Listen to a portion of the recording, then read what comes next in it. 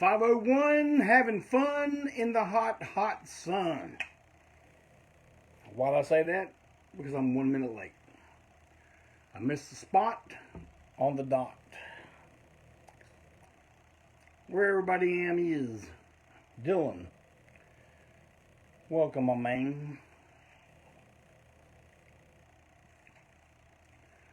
Come on, let's get some moo in here. We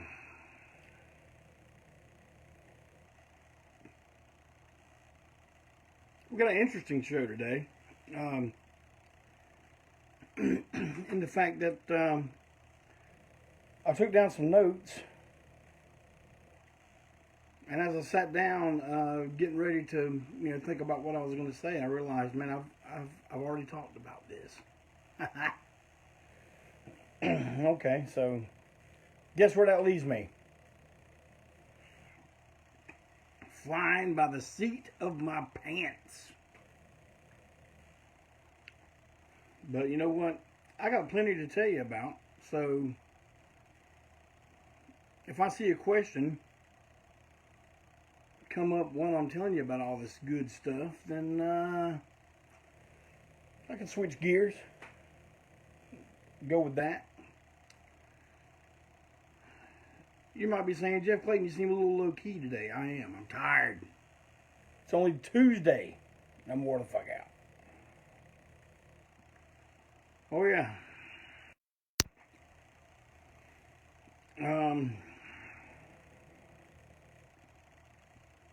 Yeah, we got some more people coming in.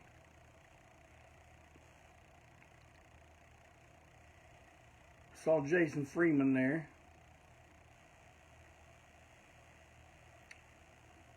Happy Tuesday. Happy break on through day.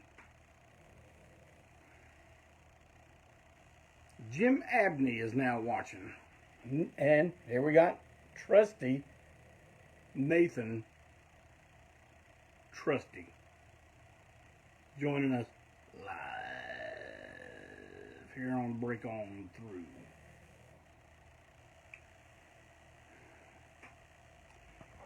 Oh, of course, it's break on through time. That's when everybody decides to start calling me.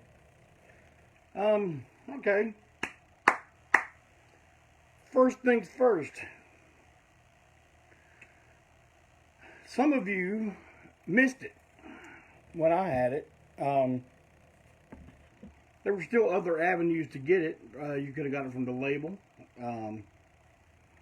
Jackhammer Music. You could have got it from our record mates before I hang, but as it stands right now, OJC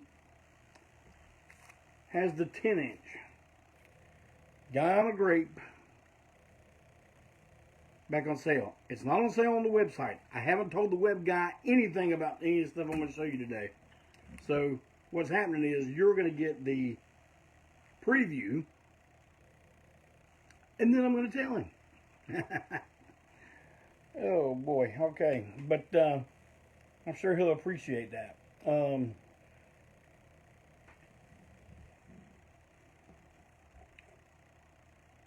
want y'all to forget about ANTiSEEN's movie debut, Come Get Some. Remember I had old Jason Griscom on the show, a very good show. Start having more guests. Malcolm Tent will be down here in August. We are going to figure out Zoom on my shit. We're going to get it figured out. Did y'all watch the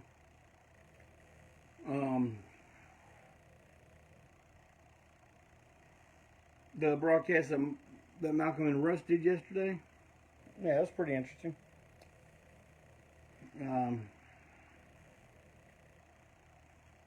I was going to talk about that, but you know what? You've already heard enough about that you want to hear about. So,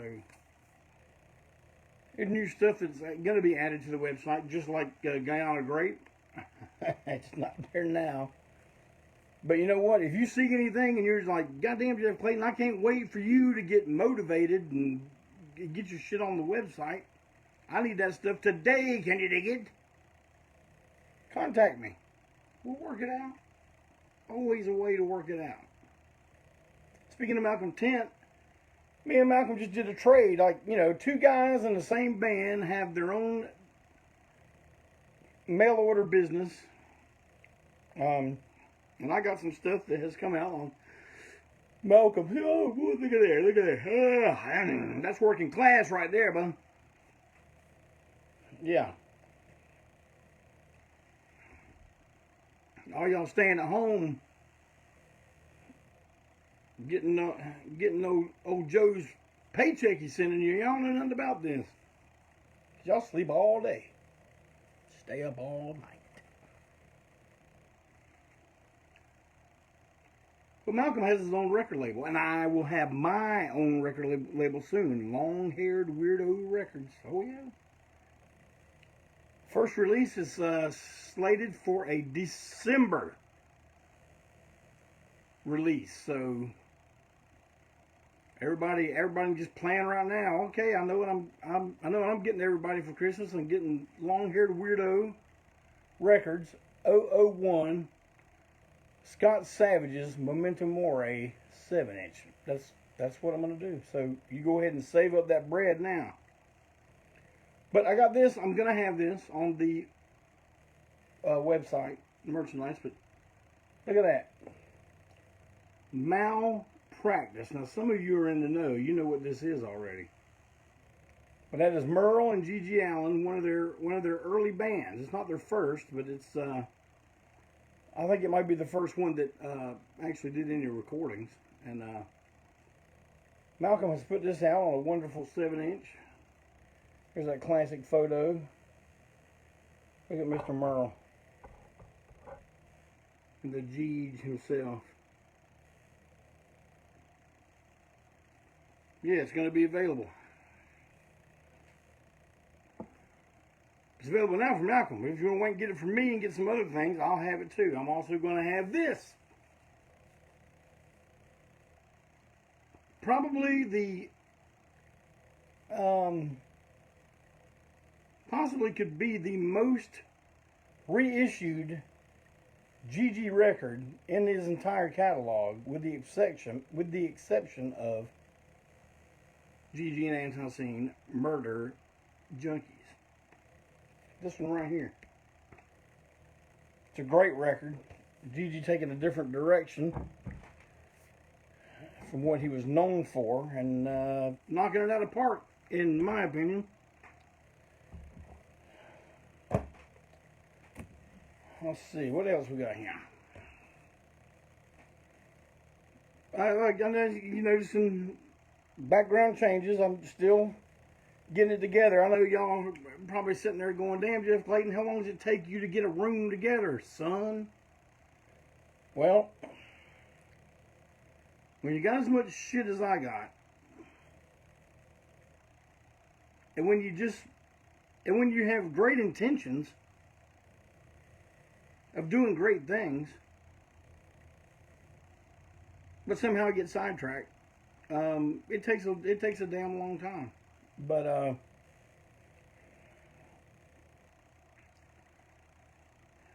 don't worry, it's coming together. It's coming together faster than I thought it was going to. So there we have that. You may have noticed I got rid of a shit ton of t-shirts last week. I'm gonna do it again this weekend. I got a lot more, but I'm gonna have to be a little crafty on how I put these up, because I think some of these may cause tears.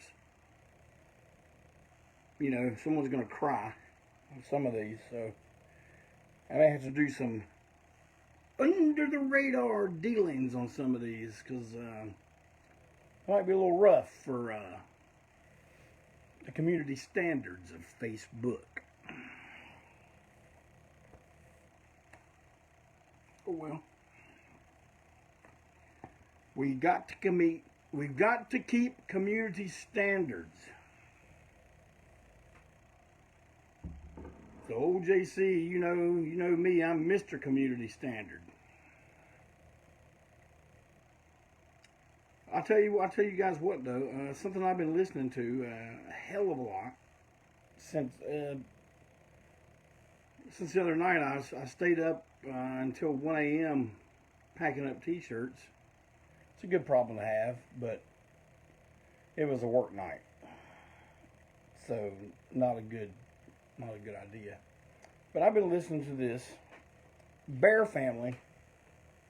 I've told you guys about this before. Leona Williams. She used to be married to Merle Haggard.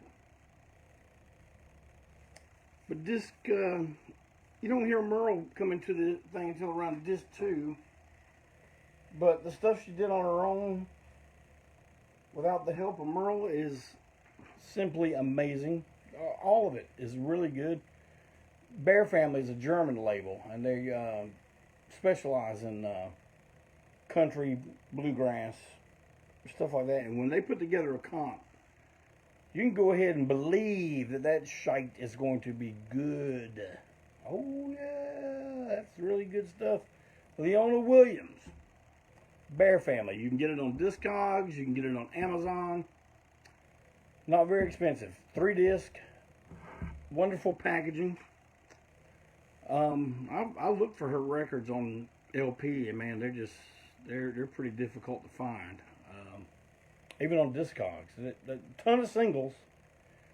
That might have been what she mainly released was 45s, but I hear people tell me she still performs to this day, so that's a good thing. Speaking of performing, you're all going to get to see ANTiSEEN live again. August 27th. Ground Zero in historic Spartanburg, South Carolina, the home of the Marshall Tucker Band. ANTiSEEN was supposed to guest Hembree and the Satan's Sisters. That's a super rock double shot. I don't care where you're from. I mean, what are you going to do? Come in and watch one band? Nah, this is one where you're going to stay. You want to get there before the first band starts and stay for the second band. Second band's us. Oh yeah. So, August 28th.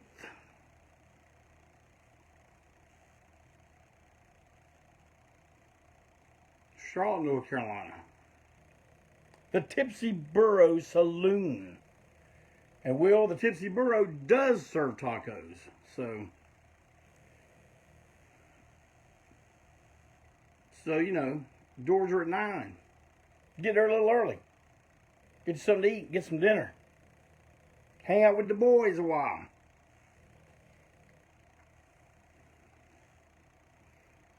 You know, let's see. I got a few more announcements, I think. You know, it really sucks because I know some stuff I get to say next week that I don't get to say this week because it's just too early to say. You know how things can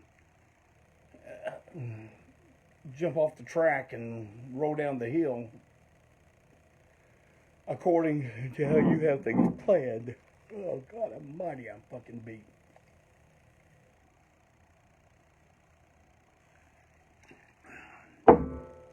Maybe some good old hibiscus tea will get me all zinged up and ready to go. But,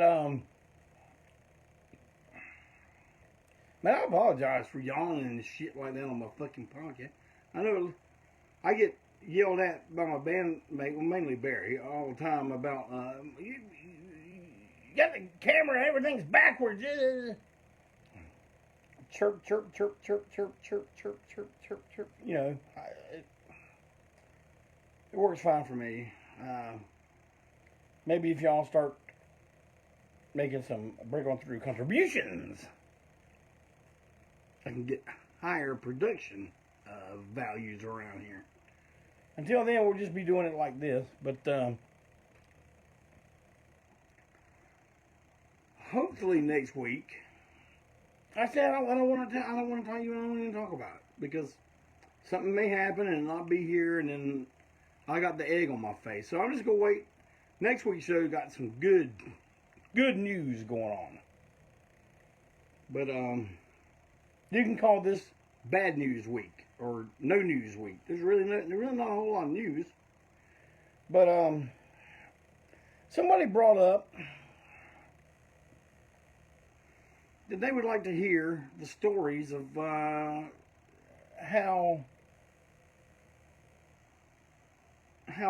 members kind of came and went.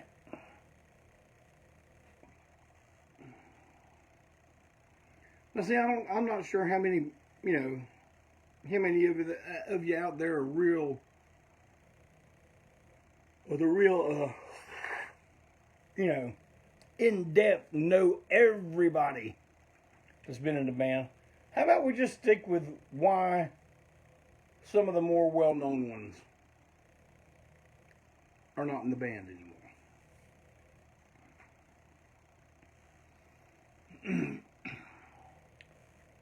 I mean, it's like we didn't go from like our first, second, third records all had different lineups on them.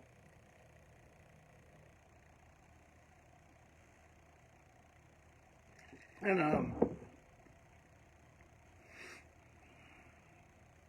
I'm not sure what that was all about. I guess maybe we had some members that just didn't. We couldn't see beyond what was happening then and there. But as we got into it and got rolling, Joe and I could see beyond. And we knew what we had to do to get. We always kept our goals realistic. We was never like, we're going to move to LA, man. We're going to play every night. And one day we'll get signed. And that wasn't us, man.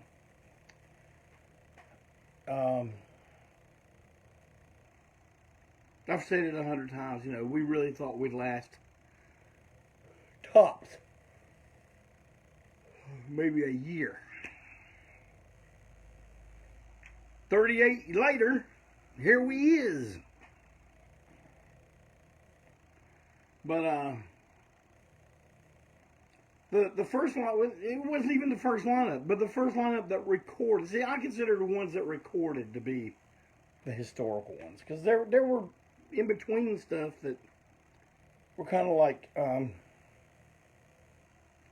just to keep us afloat until things ironed out a little better. But let's start with Drastic. We had Brad Keeter and Bill Cates. That was a messy situation, man. Bill and Brad had designs on the same woman. And the woman was with Bill. I'm not going to say her name on here. She don't deserve that. But even though back then, he's caused a lot of problems. But yeah, they as you can imagine, that caused a shit ton of problems, man. And it's no secret that either of those guys had their problems with their vices.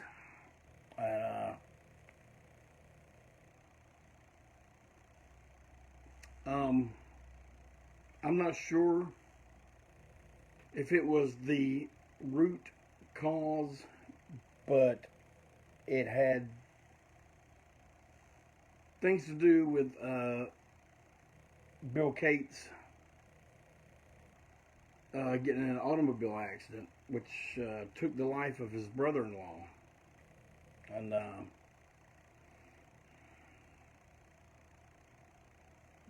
as fate would have it, Joe and I are just kind of watching this whole thing with Bill, Brad, and the girl. That triangle. We're just kind of watching it. We even did a song called Triangle.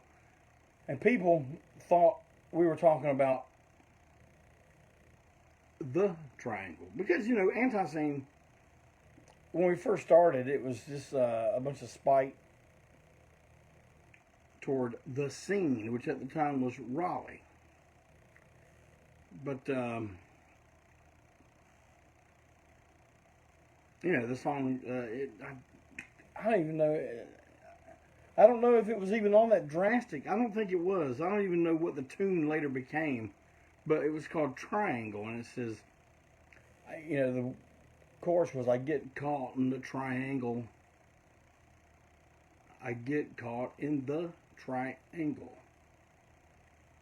So it was about that. Since we were writing songs about our own situation, our own reality, even in, you know, in the dawn of the band. And man, we got an offer to do a U.S. tour, and at the time, you know, all we had out was Drastic. But we were, you know, our name, people knew our name because we were doing all that footwork you had to do back then. I saw a question there, and I'm going to go back to that. And yeah, okay.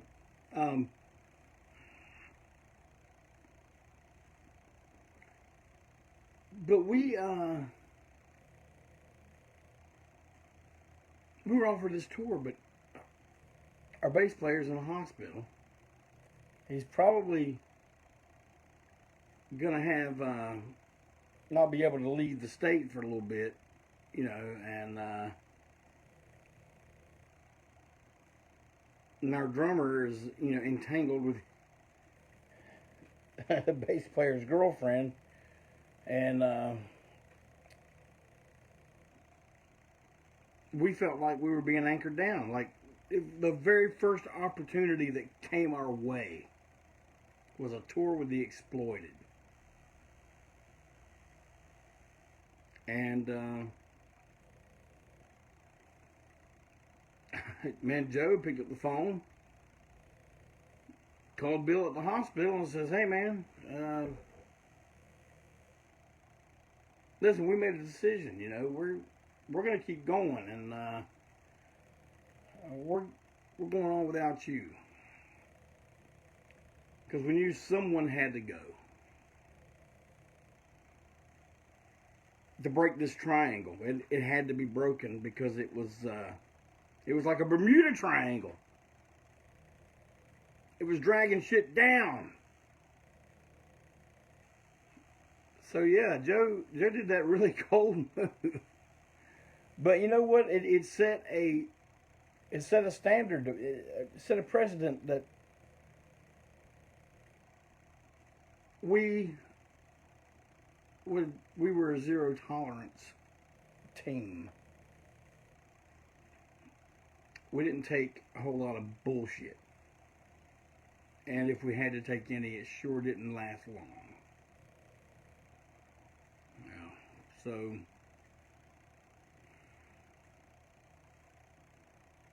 it's hard to remember what happened. Maybe a lot of you know the name David Vincent of Morbid Angel. There was a time in here where he was going to join us, because see, he and I were friends ever since I moved to Charlotte, and we had some bands, or a band together, for a minute before ANTiSEEN, and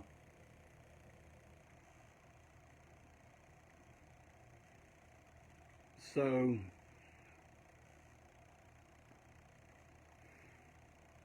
I'm not sure what came next. I'm thinking next bass player was Dale Duncan, because Dale was around when we started working on Honor Among Thieves, and he is on Honor Among Thieves, and he played what few shows we had during that lineup, which was Joe, myself, Dale Duncan, and Brad Keeter, and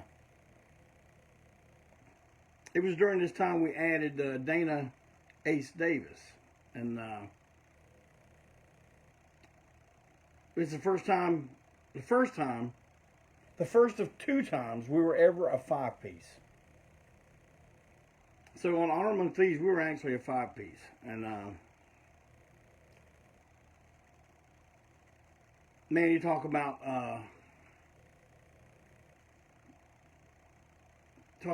the shit unraveling and going off the rails, man.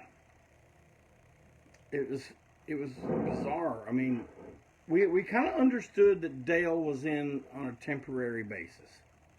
He would do it while he could. He was a little more mature than us and had responsibilities and obligations, and so he up front, which to him, he told us this isn't going to be 5-year thing, so we understood that. Brad Keeter, the girl I'm telling you about with Brad Keeter, man, that became one of those situations where it was a two-headed person. And Brad was a quiet guy. He didn't say much. So that meant we got to talk to the girlfriend.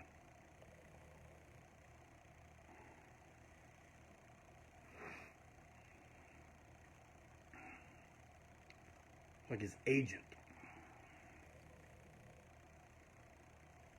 One day, Joe loved firing people, man. He loved it.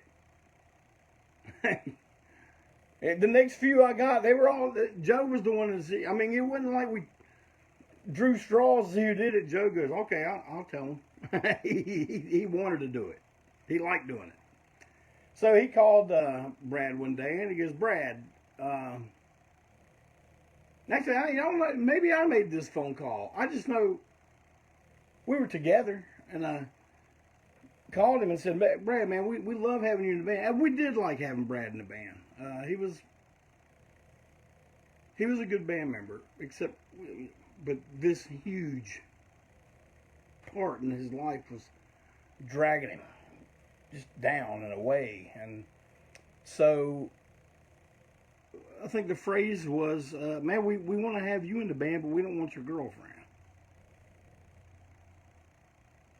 His reply was, man, I'll have to think about it. We took care of that job for him. We went ahead and thought about that and said, "Nah, see ya." So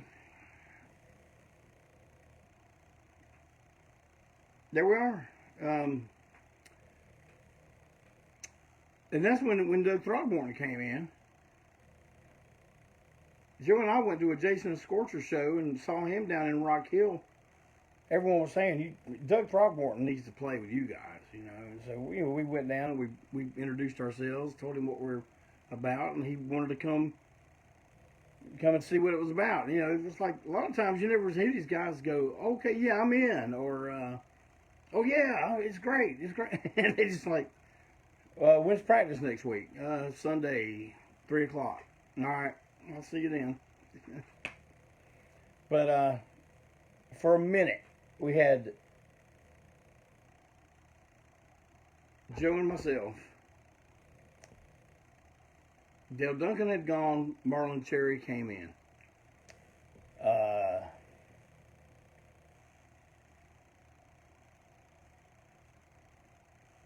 So it was Marlon, Throgmorton, me and Joe, Ace Davis. Well, the next one in that group that had to go was Ace Davis. And there's really not a polite or nice way to put this. And I might just seem like some cold asshole here too, but man, he was an embarrassment. He did things that should have embarrassed him, but they didn't. But it sure as hell embarrassed us. And I don't know what the final straw was. I mean, it didn't last long. It lasted long enough to record Honor Among Thieves, but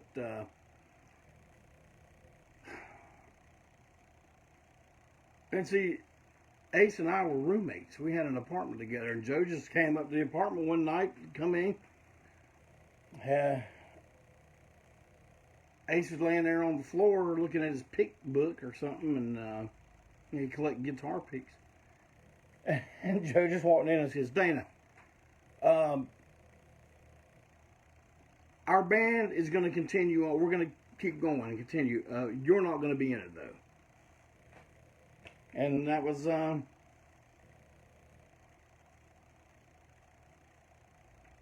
it was over. And so I'm sitting there. Joe leaves, and I'm kind of sitting there going, you know, man, you done some pretty fucked up stuff. So then, you know, it's we got the EP royalty lineup of just us two and Throgmorton and Cherry. Marlon Cherry, we understood, was a temporary situation because we know he was going to move to New York. So once he did that, and see, now we're getting into the people that didn't record, so I'm going to skip over that. But see, then when we had the lineup that was of me, Joe, and Doug Throgmorton, and Dina Williams, our only female member we ever had, man, Joe just up and says he's moving to Atlanta. I've told this before on Break On Through, on one from last year.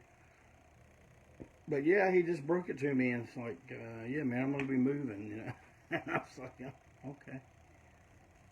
You know, he left me a note one day saying what a great thing it was to be in ANTiSEEN and stuff. And to her credit, Dina said she would stick with me, whatever I plan to do. But I kind of gave her the out, you know. Dina, you go, you know, do what you do. She ended up playing for the Rabid Salesman, our web guy, who I got to tell about all this merchandise. That's his band, and she played in that band, and she's really good. She was a really good bass player. I wish more people could have seen us playing with her on bass, but it didn't last long. But anyway, the other part I've told about how Joe came back from Atlanta. So then you had, you know, me. Tom O'Keefe joined at that point. It was Tom, Joe, and Doug. We thought that was going to be the lineup to last for quite some time. But it was not to be. Man, Doug just had his, he's had a ton of personal problems that he had to deal with. And meaning he didn't need any other outside influence keeping him from dealing with those problems. So, I mean, it was never a thing where we fired Doug or let him go. It was just an understanding. I can't do this no more. Okay, you know, and that's when Steve Sadler joined. And we got a lot done with that lineup. An awful lot of stuff. But as it was happening, man, you know, the thing about it is, and I would say that the friction would probably have been with me and Steve and each other. And but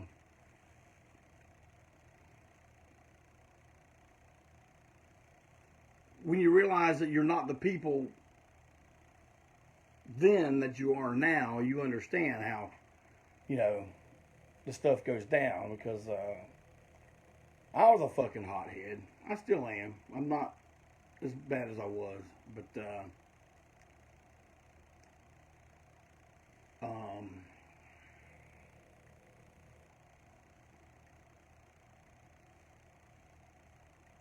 Steve was a hothead too. Get two hotheads in the same band, see what happens.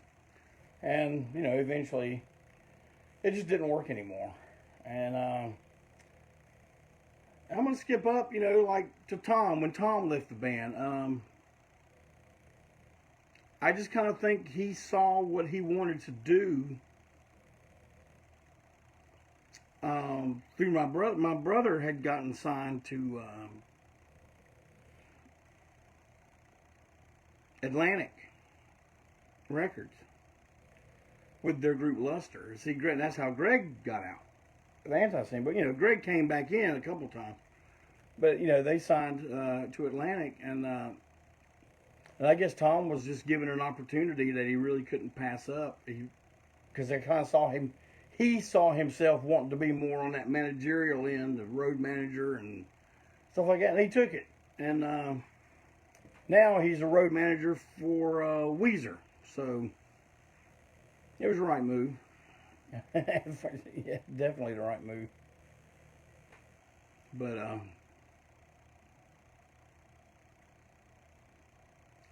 somebody asked,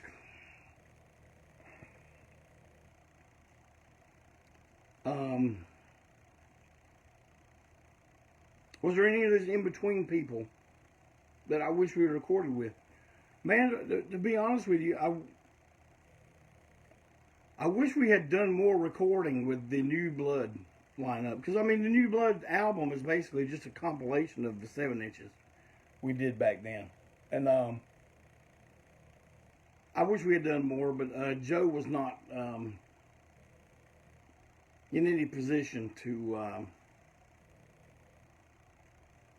do a bunch of new material. So it wasn't going to happen. We weren't as prolific in that 5-year period as I think we should have been. But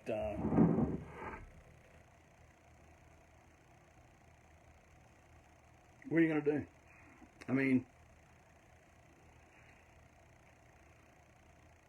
Trip McNeil, we kind of had to break things off with him when he got injured.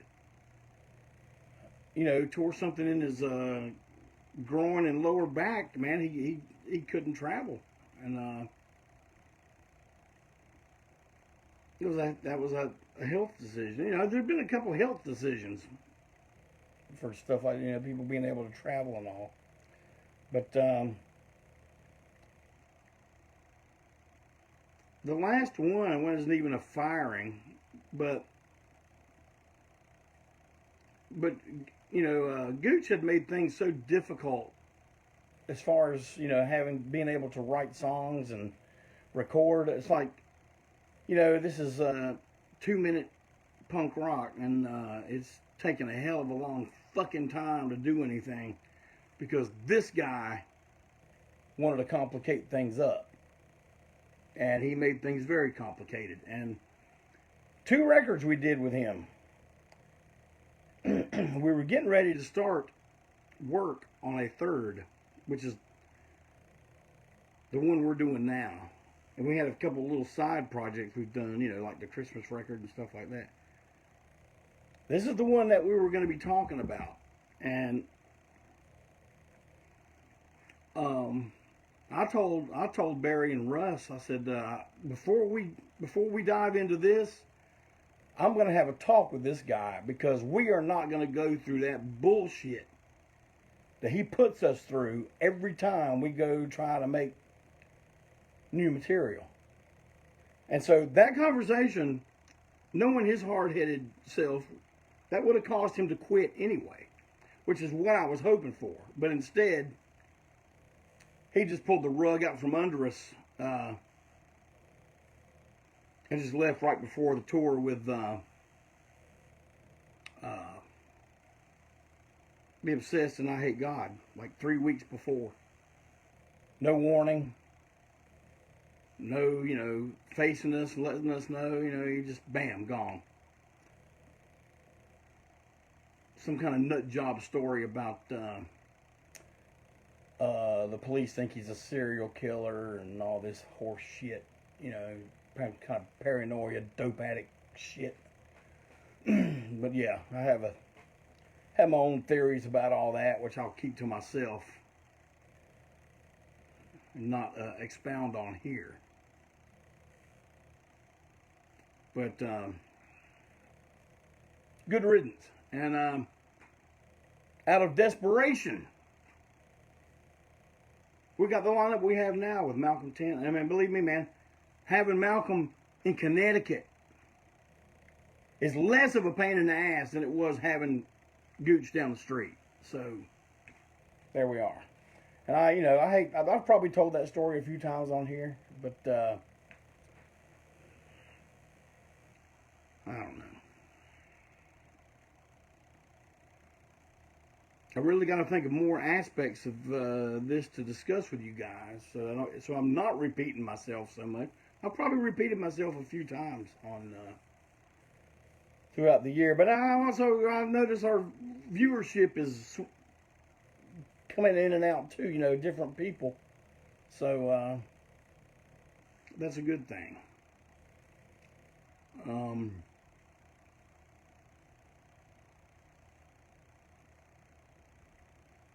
Yeah, I saw Kirk Fisher from Buzz Oven comment a second ago telling me to not be vague and talk about people's problems.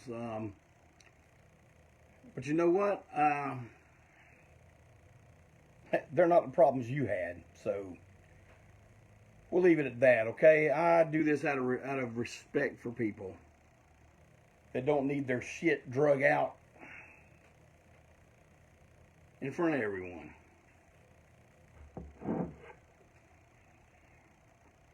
So, I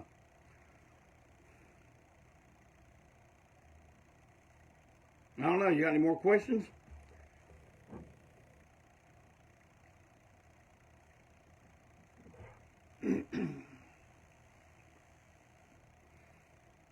You're a quiet bunch today.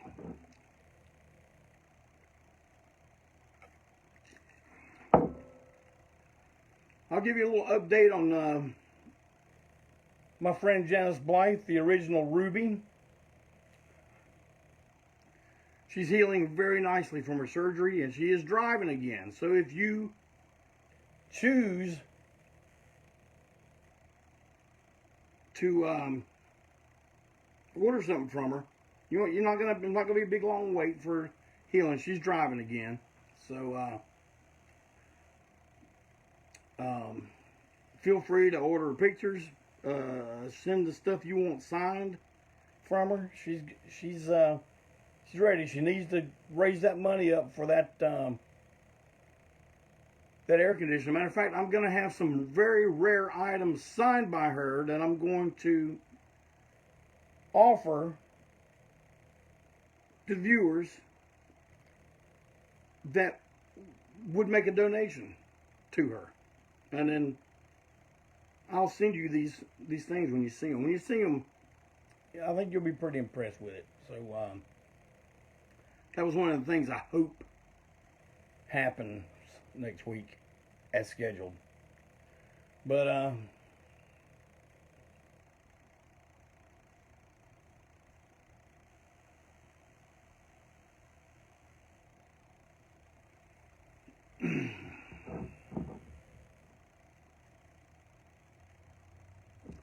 JD asked about Ruin Your Groove.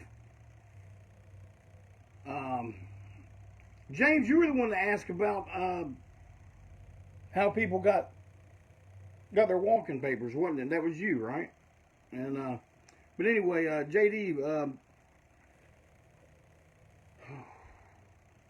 I'll tell you guys this: work has already started on Live from Quarantine 2. I don't have a whole lot of details to give you yet because, man, this is we're throwing this one, like, we're pushing this one through. And the Ruin Your Groove is definitely going to be the next reissue, but we're also working on a brand new album among all this. So, new live album, newest reissue, brand new material, all kind of happening at the same time. So I can't pin you down a time for anything of that right now. It's just how it works, man. We'll get it when we get it. And you'll be the first to know here at Break On Through.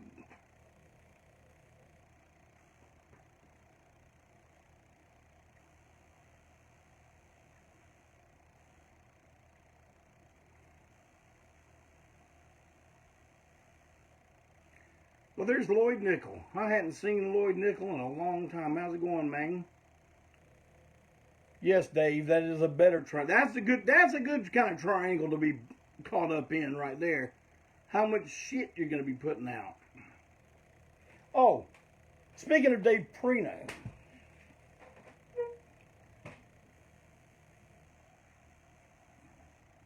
I have something here that was given to me courtesy of Dave. It is from 2012, a compilation CD called Punk Aid. This went to, the proceeds from this helped, I guess the punk rock kids that were getting shit beat out of them and jailed and everything down in Indonesia. But man, look, I can't even read that. But look at all the bands on there. It's 3 CDs. Look at that. I have a few of them, courtesy of Dave. And I don't know, man. What's the incentive to get one of these? Let me see what it'll be. I don't have many, so I'll say, this is what I'll say. Anybody that orders 2 LPs or CDs or cassette tape, even more possible, if you order 2 pieces of music off the website, you will get Punk Aid with your order while I have them. Yeah, Dave says we are on disc 1. I think we contributed the track Exploding Barbed Wire Deathmatch. I cannot be 100% sure about that, but I'm pretty sure that's what it was. But man, there's like I can't even. These numbers are so small I can't even see. But it looks to be about 30. Around 30 songs on each disc, man. That's like 30 bands on each disc, and I don't think no bands are repeated. So you're talking about 90 bands on this CD. So I know some of y'all like that various artist stuff. So there you go. Order 2 pieces of music off at www.antiseen.com. And you will get Punk Aid free. As long as they last. Thank you, Brother Dave, for contributing these.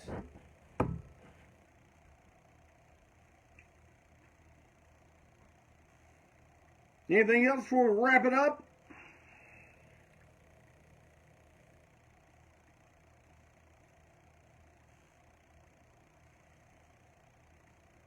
Let's see.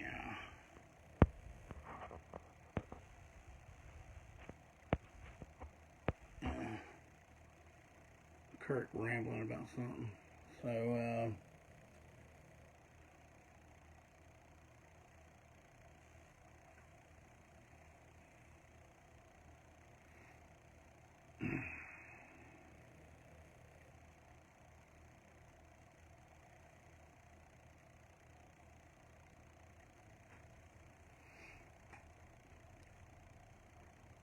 anybody else got any questions?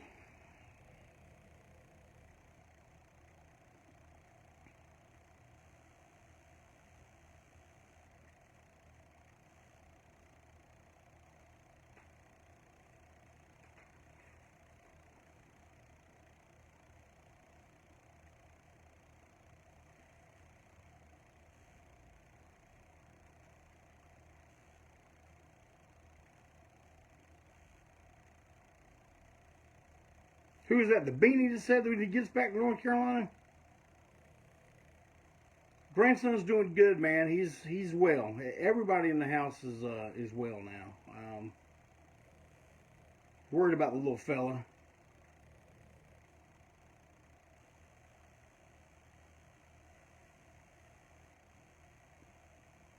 All right, there he is, the beanie. How long have I been growing the beard? I cut it off. Shit. That wonderful show we did with Unknown Henson and Hank 3. I cut it off right before we did that show, and I don't remember what year that was. Like 2000. Now I can't even begin to guess when that was, but it's been that long. It's been over. I guess it's been over 18 years. I guess 15 years.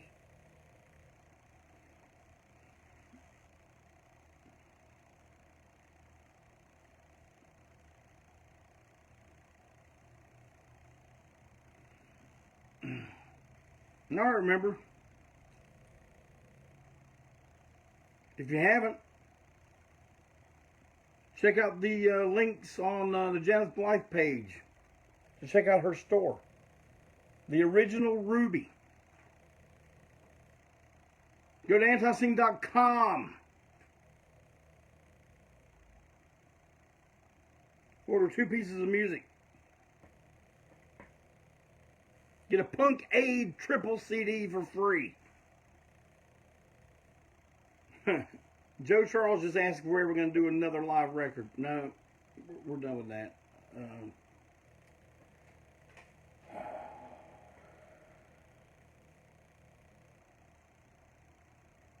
All right. I'm going to wrap it on up. Put a bow on it and put it under the tree.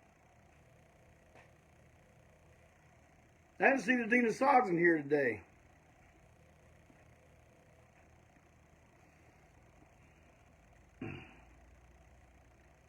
Well, everybody, have a great week. Take care of yourself.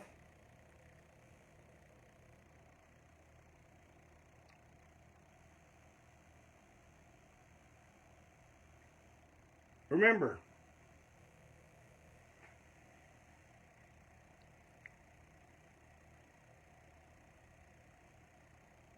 for those you know,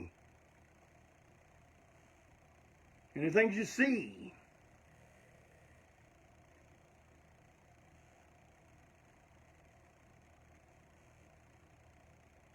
one day you'll break on through, and you'll be there with me. Good night, everybody. Have a great week.